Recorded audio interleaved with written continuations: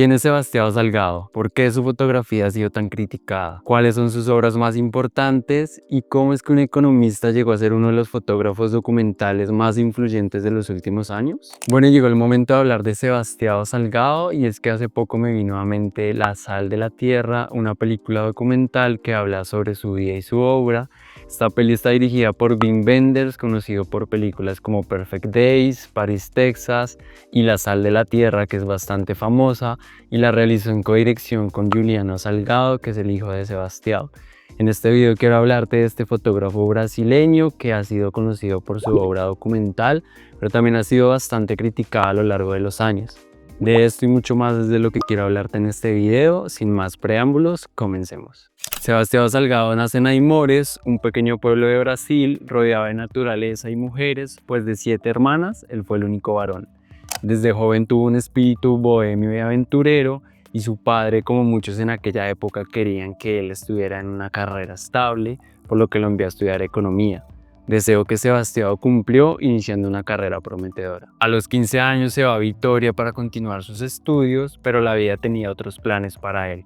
Es ahí donde conoce el amor de su vida, Lelia, que no solo sería su compañera, sino también una pieza fundamental en su destino como fotógrafo. En 1969, Sebastião y Lelia se vieron obligados a abandonar Brasil debido a la dictadura militar y emigraron a Francia. Allí Lelia compró una cámara fotográfica para su trabajo como arquitecta, pero el que realmente se terminó divirtiendo con esta cámara fue Sebastião.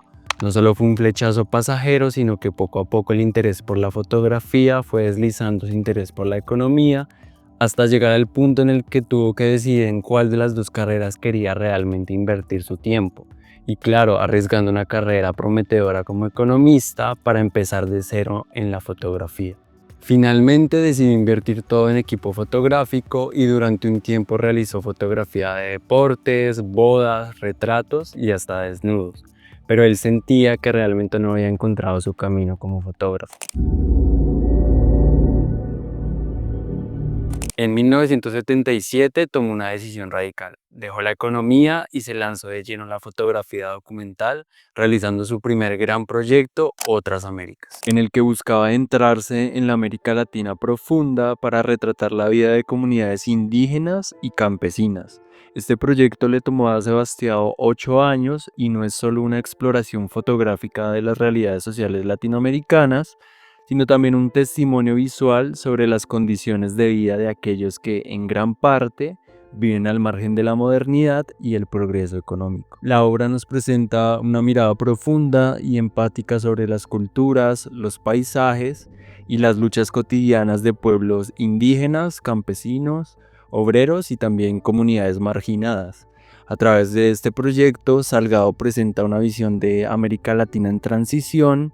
Sus fotografías muestran cómo las comunidades, especialmente en el campo, se ven amenazadas por las fuerzas de la urbanización y la industrialización. Este contraste entre lo tradicional y lo moderno está presente en muchas de las imágenes del proyecto. También toca temas relacionados con la migración interna dentro del continente. En particular, Salgado mostró el desplazamiento de personas debido a la violencia política, los cambios en las estructuras económicas y la falta de acceso a recursos. Esta parte del proyecto muestra el sufrimiento y la esperanza de las personas que muchas veces se ven obligadas a abandonar sus hogares en busca de una vida mejor. Otras Américas marca el inicio de una serie de obras en las que Salgado continuó abordando temas relacionados con las desigualdades sociales y las injusticias económicas. Aunque esta obra no es tan conocida como Workers o Exodus, pone el primer pilar en el desarrollo del estilo que Sebastião va a desarrollar a lo largo de los años.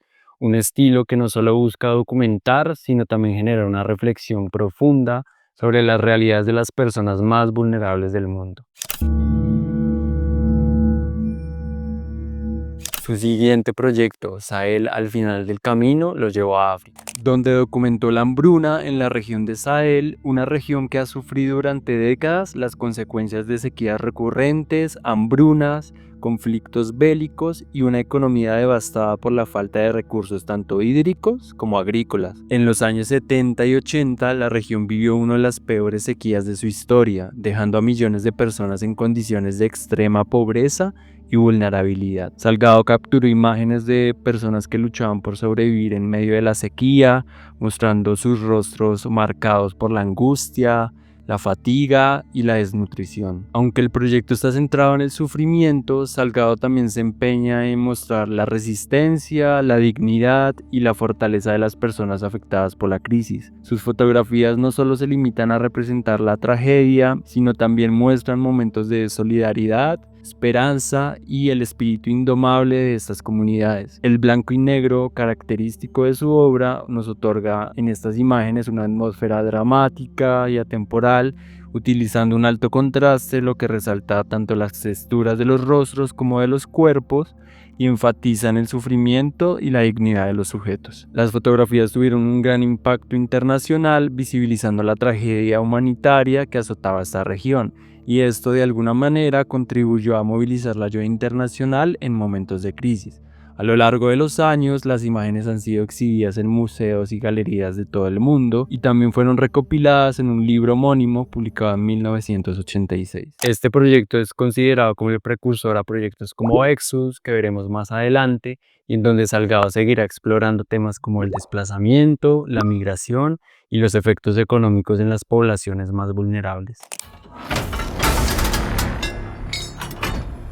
Bueno, su tercer proyecto se llama Workers. Y siento que Sebastián acá involucra aún más su curiosidad por cómo funcionan las estructuras económicas al haber estudiado economía y cómo esto construye parte de las sociedades. Este proyecto es su homenaje a los obreros que han construido el mundo, capturando su fuerza, el sudor y la dignidad del trabajo manual en diferentes partes del mundo. Su intención era explorar cómo el trabajo, tanto en la industria como en la agricultura, define la existencia de estas personas y cómo estas actividades afectan tanto a sus vidas como a las comunidades. El proyecto abarcó diversos tipos de trabajo, desde la minería, la agricultura, pasando por la pesca y la construcción. Sebastián viajó a varios países, documentando el trabajo de hombres y mujeres en condiciones extremas y produciendo estas imágenes que se convirtieron en un retrato épico de la humanidad. Llegamos a su cuarto gran proyecto, Exodus, en donde Salgado viajó durante 6 años por más de 35 países, capturando la historia de millones de personas que se vieron obligadas a dejar sus hogares. Este proyecto está enfocado en la migración masiva de todo el mundo, abordando el desplazamiento forzado debido a conflictos, hambrunas y crisis económicas.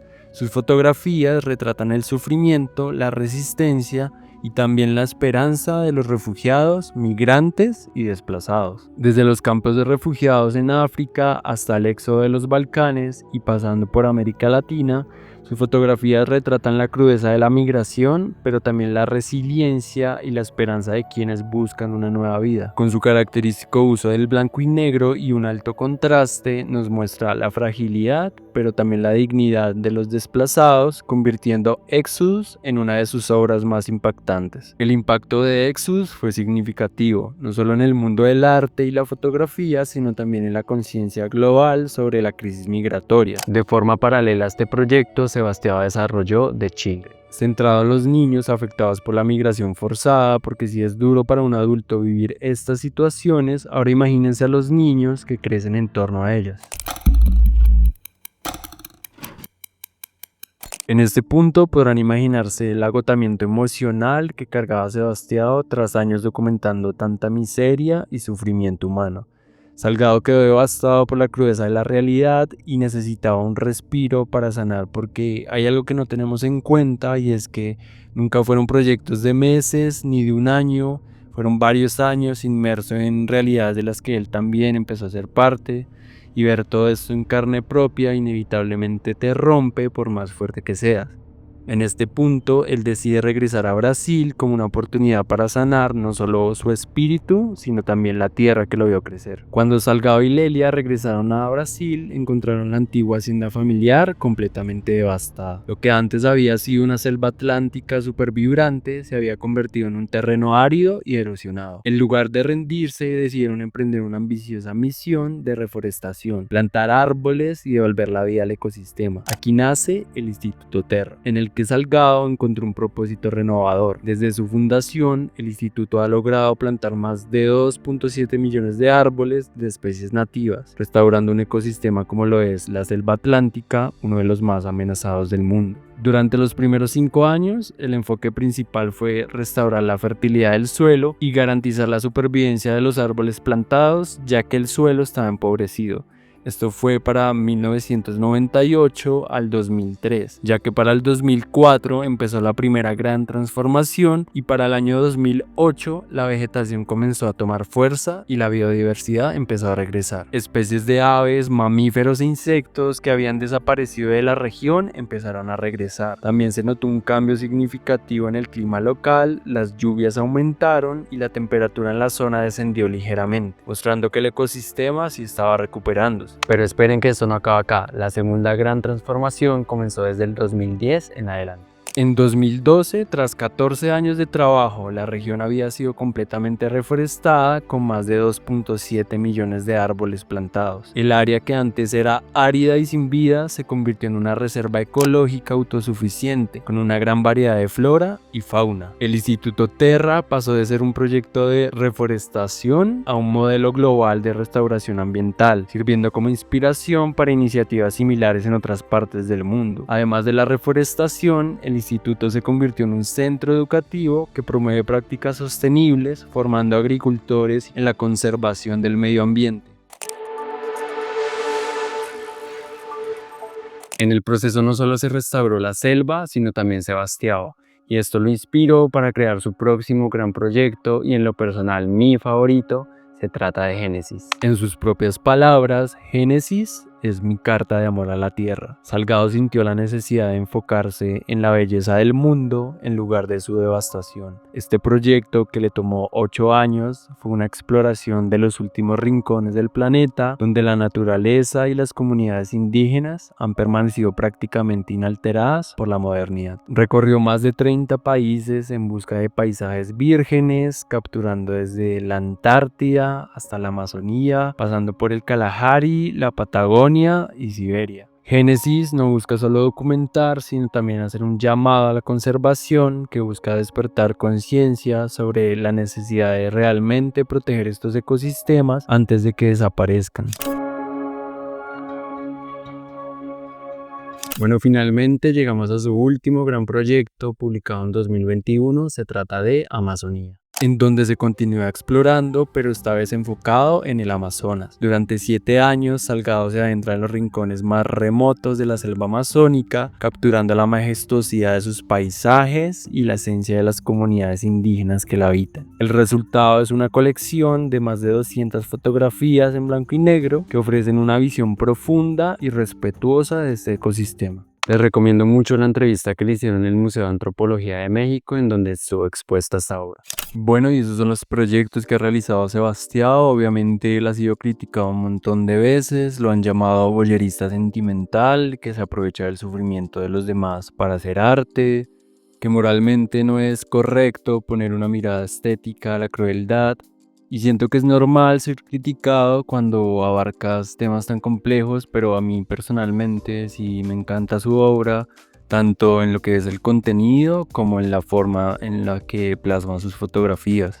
También considero que es demasiado comprometido con el oficio, con ir a las comunidades y entregarse durante tantos años.